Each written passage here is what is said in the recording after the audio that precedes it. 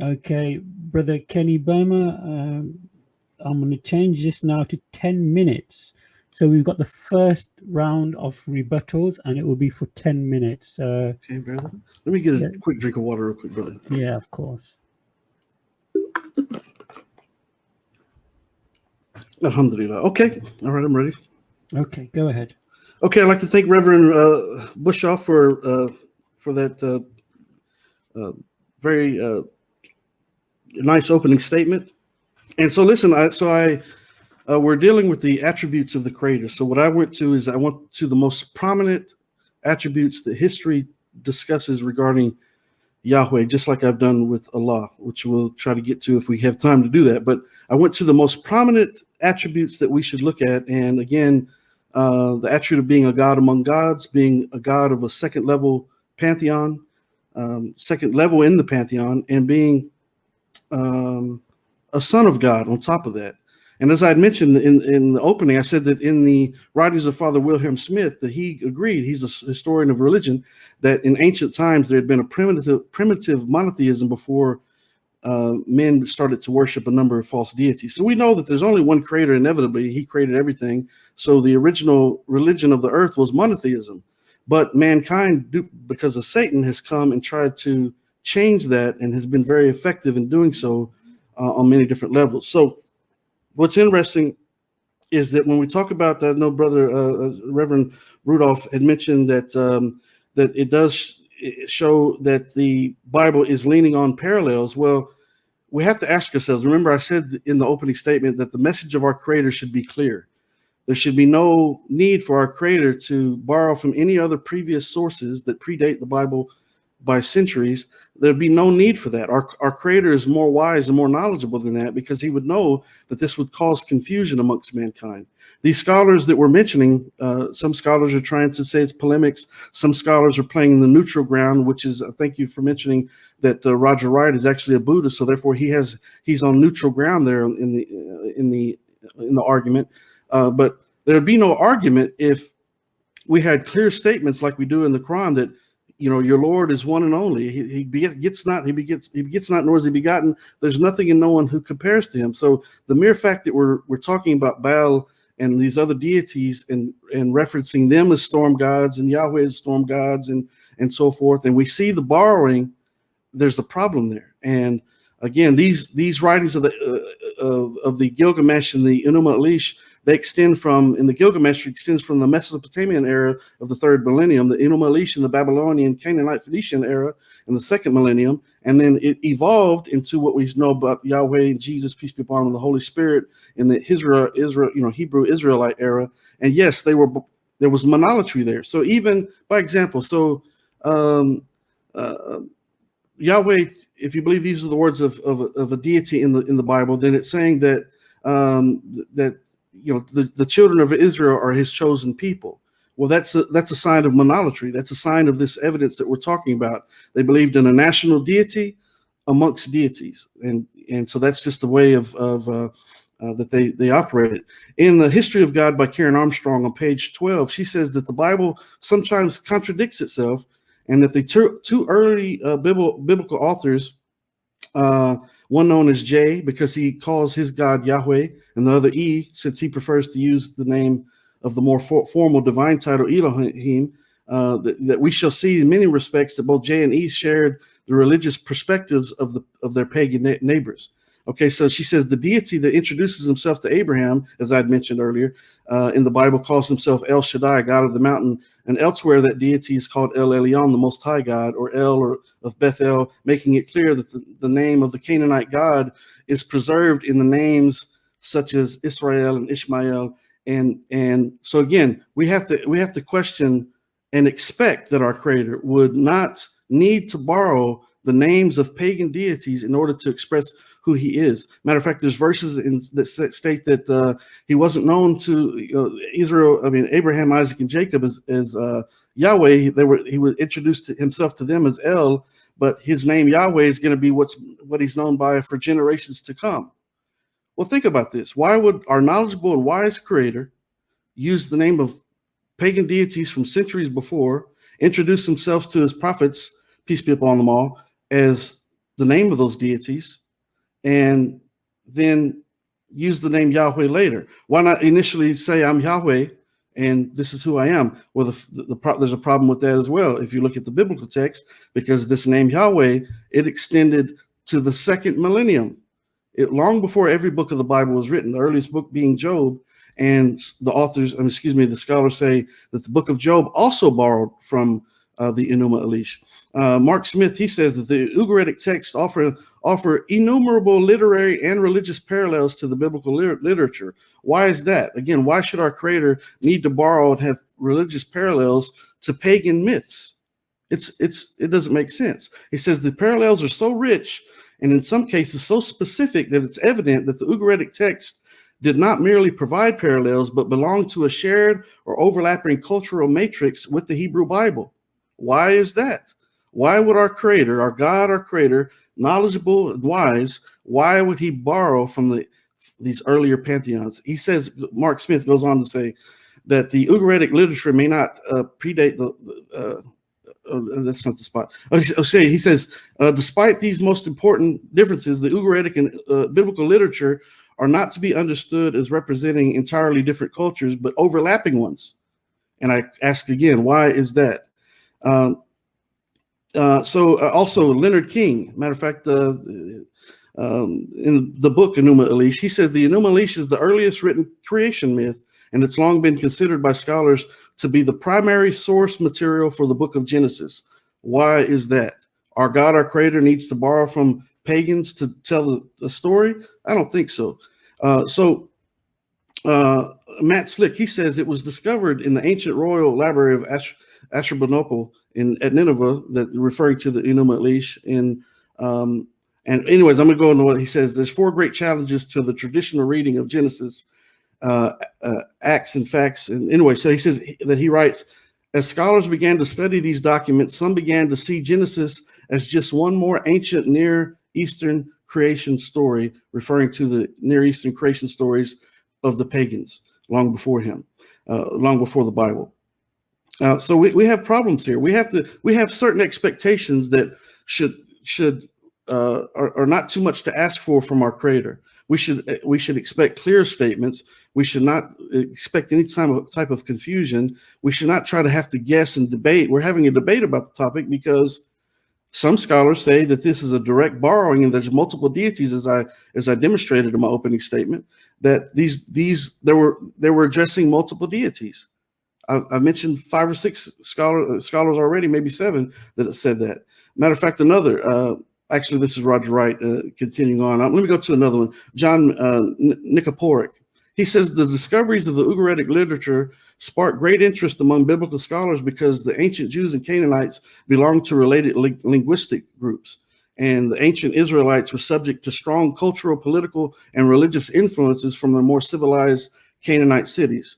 And one proof is the claim that the fact that prior to the Babylonian captivity, the Hebrew script, he says the Hebrew script used the Canaanite alphabet, and the decoding and analysis of the found Ugaritic tablets revealed many similarities and dependencies between these texts and the Bible, which allowed biblical researchers to better understand some of the literary and semantic problems of the biblical text. Why should there be literary and semantic problems in the book of God, or a book that it's inspired by God? These are questions that we must ask. We have to look at all the evidence and not try to sweep some of the evidence under the rug as though it doesn't matter, or pick and choose which scholars that we're going to go with. Listen, if the evidence is there, there'd be no reason for scholars to debate the matter. So either the evidence is there in these Canaanite tablets of the Ugaritic text, they're there. In the cuneiform, they're there. There's 1,000 of those tablets. There's other artifacts that draw attention to these same things that we're discussing. And so the evidence is clear. There's no question about it. Otherwise, there would be absolutely no reason for debate. So if we go to, I've got about 45 seconds left. But again, I'm going to stress the point that our God, our Creator, should not need to borrow the names of any pagan deities and use them interchangeably. The names El and Elohim, Asherah, Baal, Mot, Yam, all these Leviathan, the dragon, and so forth, all of these names existed long before every book of the Bible was written. So why would our knowledgeable God and Creator borrow from those names, use those names interchangeably, use those stories interchangeably, and place Himself on a mountain that a pagan deity was so supposedly a part of, or reigning over? Why would He need to do that? I don't believe that He would. Okay, that the duck symbolizes the 10 minutes. Thank you, Brother Kenny. Spot on. Reverend Rudolph, the duck always makes me giggle, and I feel like a little kid sometimes. Thank you. Can you hear us, Reverend Rudolph? Can you hear us well? I can hear you perfectly. Let me know, and I can start my time with you. Yeah. As soon as you're happy to, I'll press start. Fantastic. Well, thank you, Kenny. Thank you for that thought that you just reiterated. Just want to start off and say quite clearly that I have stated that there is no denouncing or no point in simply saying that some of the imagery that we used from specifically pagan nations were in actual fact incorporated or even used by, in some instances, the Jews that were around them. What they show emphatically, though, was that Yahweh, not Baal or any of the other gods, was in actual fact the source of what was discovered or leaned upon when these individuals looked at some of these supposed characteristics. So let me just start off and say that there is an indication given. There's an individual scholar by the name of J.H. Walton, in his cultural background of the Old Testament in Foundations for Biblical Interpretation on page 256. He gives us 10 important principles that must be kept in mind whenever we do any form of comparative study, especially when it comes to the use of certain elements that is mentioned, for instance, in the ancient Near East. And again, when we deal with the Near Eastern milieu, and especially the Old Testament, I think we need to be charitable and also understand that these individuals were largely dispersed, you're right, in groups where they lived together with other cultures and other people. But there were certain instances where God clearly in the Old Testament negotiate with them and withhold them from certain tribes, and even keep them to the point where they always return under the umbrella of the one God, which is Yahweh. I just want to say, as a little side note, that for many conversations that I had in the past, I always used to have with Muslims, there was always the insistence that there is always a uniform understanding in the Old Testament about the unity of Yahweh in the Old Testament, especially scriptures like Deuteronomy 6 verse 4, Hear Israel, the Lord your God is one. And now when I listen to Kenny, there's the examples given that there could have been an influence and a varied idea or understanding of different gods and inferences. All I'm trying to say is that it is correct. But when we look at the plurality that is evident in this Near Eastern milieu, and especially in the Old Testament, it's best explained in its monotheistic setting through what we deem in the New Testament through the revelation of the triune God. But getting back to the 10 important principles that must be kept in mind when we're doing a comparative study of the gods in especially the Ugaritic text and especially the gods of the Canaanite religions and Israel, Walton helps us, and he says the following. And listen to what he says. He gives us 10 principles, and I just want to go through it, and then I just want to quickly unpack this and explain this. He starts off and he says that both similarities and differences must be considered, meaning that there needs to be an open study of what is found evidently in the nation of Israel, the mention of Yahweh and the understanding of the gods mentioned, for instance, in the Ugaritic text. Secondly, he says, similarities may suggest a common cultural heritage or cognitive environment rather than a extreme borrowing. So what is he saying? He's simply saying that these people lived amongst tribes and communities where they used, due to the cultural heritage and cognitive environments, where they used some of these instances where the understanding set in of what these gods achieve and do. But for the Jewish people, they always applied it to the one God, Yahweh, meaning that they would use the concept of the fruitful one, or the God that would transcend the clouds or ride the clouds, or the one that would bring water, or the one that would provide in the crop cycles, the one God that would be a warrior. In all of those warrior texts, even, Israel would always take that conception of that deity back to the understanding of the Jewish understanding of God. That being said, they never chopped or changed. God in the Old Testament dictated who he was and who he wanted to be called and what he was to do. And Israel had to conform to that constitute. That is the whole of the book of Exodus and the lesson that we see with the Jewish people, especially there in the Old Testament. Point number 3, Walton speaks and he says, it's not uncommon to find similarities at the surface, but there are severe differences at the conceptual level and vice versa when we look at the conceptual understanding of these deities. That is exactly what I contend. And that is exactly what I would say. It's not uncommon for us to find certain similarities, but similarities do not mean direct parallels. Bernhard Lois, who's a German scholar, said that any inference made that these deities were in actual fact the same deities, or simple deductions from one or another, especially when we look at the understanding of the Jews and the strict monotheism which was enforced upon them by their God. I mean, it's right there in the law of God. We should understand that similarities are just that. It is not direct parallels. And when we look at that again, I even go as far as to say that when we look at the understanding of these early conceptions of Yahweh, Yahweh always held the nation of Israel accountable to their understanding of him. That is very important. Point number 4, he says that all elements must be understood in their own context as accurately as possible, even though before the cross-cultural comparison is made. So when we make a comparative study, and that's probably my criticism of somebody, when you look, for instance, at the work of somebody like Karen Armstrong, who's not really a scholar, but I'll still concede that you can use it. I don't mind.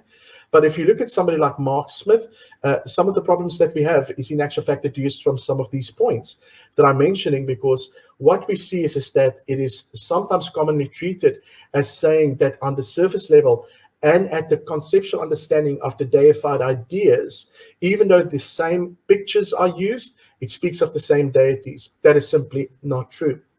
Okay, so again, like he says, all elements must be understood in their own given context. Point number 5, it's important to focus on the proximity in time, the geography, the spheres of cultural contact, and the increased possibility of leading influences when it comes to both the Canaanite and the Jewish milieu and understanding of their religions. It is, again, a re-emphasis of the previous point with one slight difference, and that is that some of the elements that are necessarily mentioned that was not constituted by Yahweh, we can clearly see in the scriptures are always directly rejected, especially when it comes to the instance and the understanding of the crop cycles, especially when Yahweh is the one that is petitioned only because the Israelites are looking for their manna or daily bread, and he desires to have that intimate knowledge and relationship with them.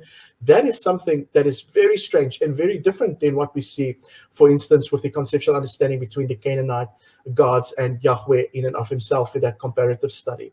Okay, point number 6, I've got 2 minutes. A case for literary borrowing requires identification of likely channels of transmission. That being said, we do find, and I've said it again and again and again, Mike Heiss even concedes that the acumen of the common people, because they dwell in a specific region, would use the imagery that they knew to ascribe to Yahweh what they find and what they think and what they pray to and believe.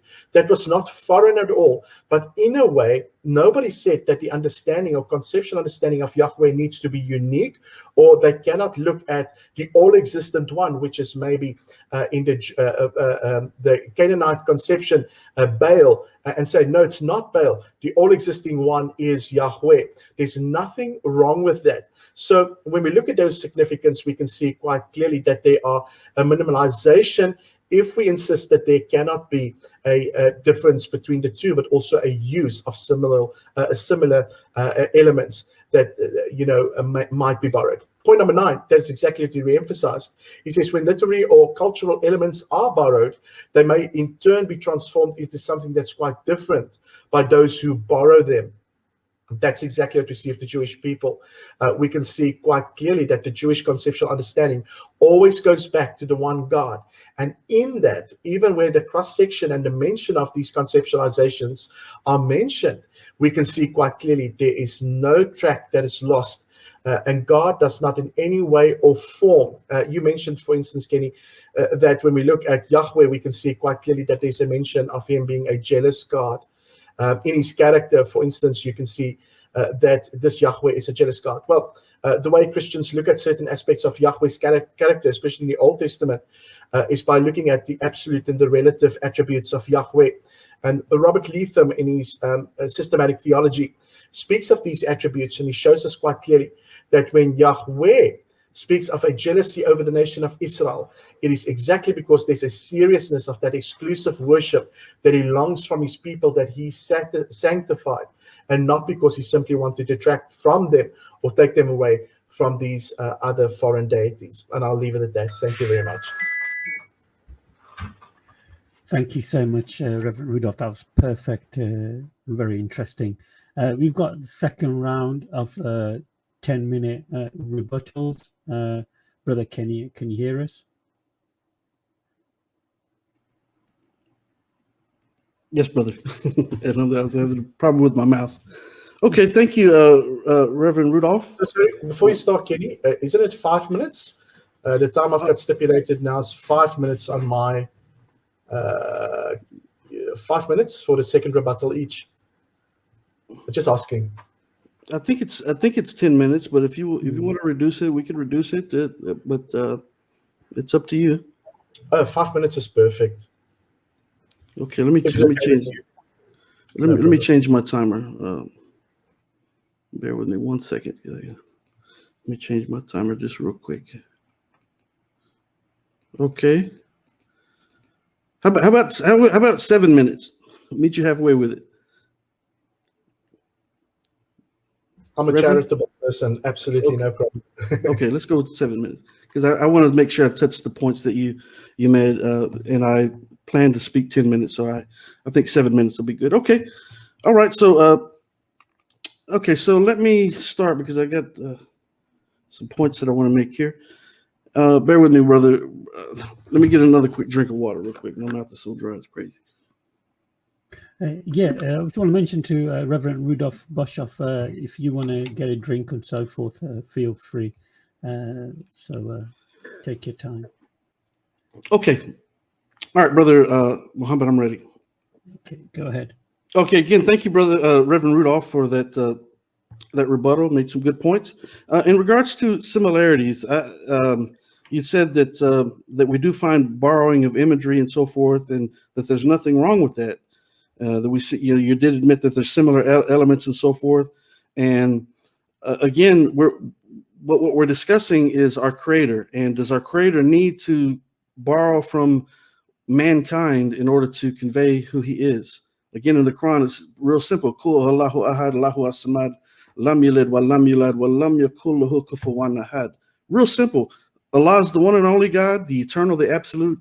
He begets not, nor is he begotten. Nothing compares to him. There's no need to mention pagan deities. He's denying the existence of any other deities in simple statements, very simple, clear statements, repeatedly. There's no need to borrow, and we have to ask why. Again, why would our Creator need to borrow from mankind and pagan stories in order to convey who He is? And we see that. Matter of fact, if we look at the book of Daniel, by example, let me make this a quick point in regards to the monolatry. We know that that in and around the Canaanite, Phoenician, the Israel, this time period, they did believe in multiple deities. Yahweh was one of the many deities, a national deity for the children of Israel, but it wasn't strict monotheism. It was not strict monotheism. An example of that is in the Bible. By example, the golden calf, wanting to go back and erect the golden calf because they wanted to go back to their ancestors and the traditions and the traditions of their forefathers. They were having a hard time breaking away from those other traditions. So there wasn't strict monotheism. There was strict monotheism for some people throughout time. There's always been strict monotheism for some people, and today that's the Muslims, alhamdulillah rabbil alameen. But there's always been people who have associated partners with Allah and created deities for themselves. So if we go to the book of Daniel, by example, we see a description of Daniel in the Hebrew Bible versus the narrative in the Enuma Elish of El. El is described in the Enuma Elish as the ageless one, or the father of years. Well, in the book of Daniel, chapter 7, verse 9, Yahweh is described as the Ancient of Days. El's also described as an old man with white hair. Yahweh is described as an old man with white hair in the same verse, chapter 7, verse 9 of Daniel. Do we really think that our God, our Creator, has gray hair? I don't. Do we think it's an old man sitting up on a chair and he's got another God beside him? Absolutely not. I don't. So also, if we go further, El sits, the Canaanite god El sits on his throne as an old man once again, and Yahweh sits on the throne in Daniel 7, verse 9, sits on the throne with flaming wheels. Well, there's also depictions of El sitting on a throne with flaming wheels. It's on a coin. I can't remember when that coin is dated, and please forgive me for that, but there's a coin that has that distinction. Also, we know that the sea god Yam is also known as a serpent, rises from the sea.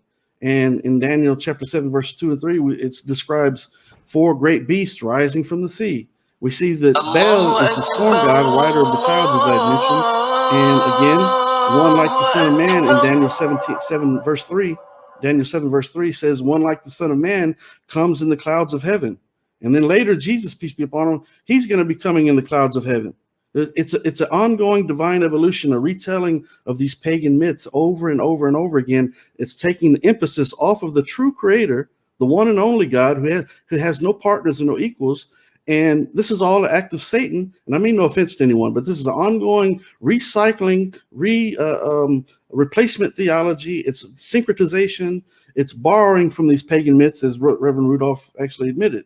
So in this vision of Daniel regarding the Ancient of Days, let me move on to another point. So Mark Smith, he says that he notes that this motif of an old, speaking on the book of Daniel, matter of fact, he says this motif of an aged deity is common in Canaanite myth, where El is an elderly bearded figure enthroned sometimes before individual deities, sometimes before the quote-unquote divine council, is mentioned in the Bible, that Yahweh, but not really Yahweh, it's actually in the Hebrew, it's the name El residing above the divine council. He says, moreover, just as Yahweh was referred to as the Ancient of Days, El was also given similar titles, such as the Aegis one, as I just mentioned. And this is another, okay, so it says, moreover, the imagery of a son of man approaching the Ancient of Days shares similarities with Canaanite myth as well. And according to Hammer, he says, in the Ugaritic text, Baal, the younger god, is described as the one who slew the dragon and gained victory over the sea, thus establishing kingship. And in verses 13 and 14, the second figure is seen as the recipient of authority at the hand of the quote-unquote Ancient of Years, referring to Daniel 7. And he says this may reflect the ancient mythology preserved in the enthronement festival of the New Year rites. And he says the parallel is also noted by John Day, who additionally points out that the Son of Man appears before coming with the clouds of heaven in Daniel 7:13. And this is reminiscent of Baal's stock epithet, being the rider of the clouds by virtue of his role as a storm god in the Enuma Elish. And in addition, he says that Day observes that the quote-unquote Son of Man in Daniel is given authority over the destruction of the beasts of the sea, similar to Baal, whose kingship was dependent on his victory over Yam, the god of the sea, in the Ugaritic text. And according to other writers in Bible blog, they said, thus the anthropomorphic characteristics of God raise serious questions about the influence of pagan culture on Jewish monotheism. The influence of Canaanite mythology on the imagery of Daniel 7 is undeniable, given the fact that the pagan cultures dominated the Holy Land for thousands of years. And they said that it's not surprising that some theological influences did occur. And again, my point being is, why would our God, our Creator, knowledgeable and wise, why would he need to borrow from pagan deities and the words of man? I don't believe it. Yeah, that's dot on 7 minutes. Thank you for that, Brother Kenny Bomer. Reverend Rudolph Boshoff, can you hear us? I can hear you. Excellent. We can hear you nice and clear also. So whenever you're ready and happy, I can press start. Excellent. Thank you so much. Thank you, Kenny. And let me start off and just say that the insistence that there are direct parallels and therefore they are definite similarities is something that a lot of people have struggled with and a lot of people have looked at. But that even being said, we can see quite clearly that even when we look at the attributes of Allah, even when we look at some of the findings and some scholars that have looked at some of the ideas and conceptual understanding surrounding the attributes of Allah as they relate to some of these foreign elements, which is mentioned, for instance, in the lesser deities amongst even the Quranic pagans. We can see there are scholars like Patricia Kroner. We can see quite clearly there's also mention of a scholar by the name of William St. Tisdale, might be a little bit dated, but he looks at the influence of the ancient Arab beliefs. He looks at some of the understanding of some of the Zoroastrian elements and some of the Hanifs, etc., etc. Even got a book, just to show you, of Joel Nathan that have wrote this book called Monotheism, which is quite funny. But he looks at these books and he quite clearly deduces the argument, and a lot of the scholars deduce similar arguments, that because there are certain similarities, these similarities are direct parallels. And again, my contention is just very simply that we cannot deduce that simply by making the argument that there are definitely direct parallels, because that is not what we see, again, when we look at the Jewish milieu and understanding of these different things in texts. So when we look at the Near Eastern milieu and when we look at some of these understandings, we can see quite clearly that, there is some things, like I said, that we need to look at and contend with, but not at the expense of what we know about Jewish monotheism and the insistence that they are a monotheistic faith. There's a thesis that have also been written by Shitao Wang that shows it quite clearly that there is a connection between monotheism, for instance, in pre-Islamic Arabia history, and its influence upon and how it impacted some of the theological conceptions of the Quran. I want to know if we are going to allow for this borrowing, if we are going to allow for the same standard to apply to the biblical Old Testament and how it incorporates and how it relates to the New Testament text. Are we going to allow the same for the Quran? And there's currently a huge contingent of scholars that are looking at the Quranic use of the apocryphal New Testament and some of the literary dependence that we see from other texts. Gable St. Reynolds, Duraski, Angelina Newart, and John Gilchrist, even, who I'm very well befriended with. They show that, that there are similar finds and similar understandings of Allah that we need to contend with and that we need to look at, especially when we look at some of the interpolations and some of the mention of some of these instances that have been deduced from what is known as spurious sources, and now they've been incorporated in the Quranic text. Will we therefore say consistently that we cannot therefore believe what the Quran is saying because we see some of these hypotheses that have been interpolated in the Quranic text? There is, again, like I said, a lot of scholars that look at this and they look, for instance, at the Quran and the Bible. And the Quran vastly leans upon the Bible, especially the Old and New Testament. And the fascinating thing is that when we look at the Quran, in certain instances, affirm the message. It does not shun the message. So we need to ask these questions and we need to be honest about it. And we need to say, what are we going to do when we look at our approach to these texts? And are we going to be fair towards the readers? And are we going to be fair towards the authors in these ancient dispensations? So again, what the ancient authors did was to quote the imagery of the pagan nations about their deities around them, yet they show emphatically that it was Yahweh, for instance, not Baal, not some of the deities from the Canaanite religions and other gods that would protect and preserve and ultimately keep them. It was only Yahweh. Why would they use these imageries? Well, because the people understood it. It's not for the sake of God that these imageries were used. It was for the sake of the people. Does it violate extreme monotheism? Does it violate the understanding of the Israelites and their understanding of where they find themselves amongst the Eucharistic pantheon when it mentions father-like figures, etc., etc.? No, it doesn't. It just means that the imagery that is selected obviously depicts a greater whole when we speak about the reality of God. In actual fact, when we look at the Quran in and of itself, when it speaks of Allah, even though it proclaims that nothing can be said of Allah which is related in this world, we still understand that there are certain elements of timelessness, spacelessness, etc., that we attribute to, for instance, Allah, to make sense of what it means when we speak of this God. Does it mean, therefore, that Allah is not real, or he is not in and of himself to be attributed with any form of these attributions, because there's absolutely nothing like him, like Al-Shura 42:11 says? Absolutely not. That is ludicrous. Does it mean that Allah in and of himself is the moon god? And I really laughed when I read this.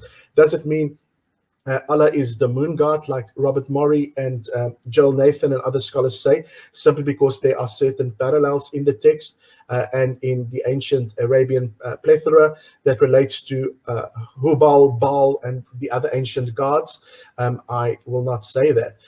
For me personally, I want to be consistent. But when I look at the mention of some of these, texts, and also when I look at the mention of some of these deities, I can wholeheartedly say that when I look at the Jews, when I look at the preservation and intention of Yahweh, I can see quite clearly that there's an attempt made to always bring the nation of Israel back to the conceptual understanding of the one true God, which is manifest as Yahweh.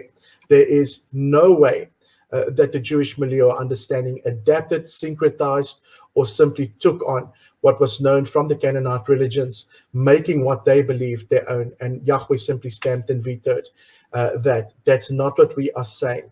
We are not saying that. We're simply saying that the imagery relates to the people, but it depicts the greater reality of what was found in Yahweh. It does not lean on it. So I'll leave it at that. Thank you.